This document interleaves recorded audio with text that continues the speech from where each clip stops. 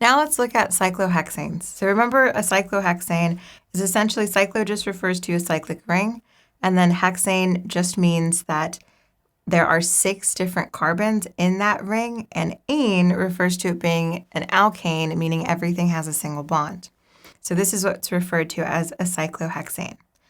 Now we have different types of conformations of cyclohexanes. And the reason why we have different types is because we are trying to avoid the strain that we talked about previously. So to avoid all of this type, all the different types of strains that we can see, well, there's one way of drawing cyclohexane a completely different way, which is known as our chair conformation. And, well, I can draw this again as something known as a twist boat conformation, or I can draw this as a boat conformation, or finally, I can draw this as a half chair conformation. So there are 4 different types of ways that we